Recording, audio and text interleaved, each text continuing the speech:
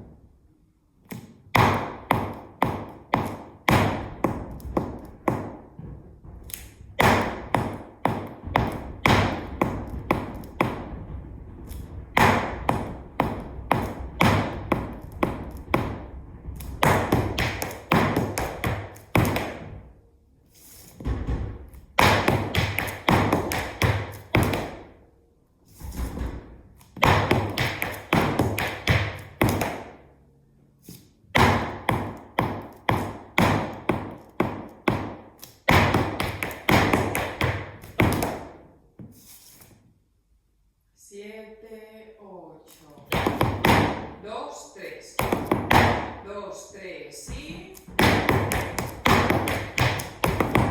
2, 3, 2, 3 y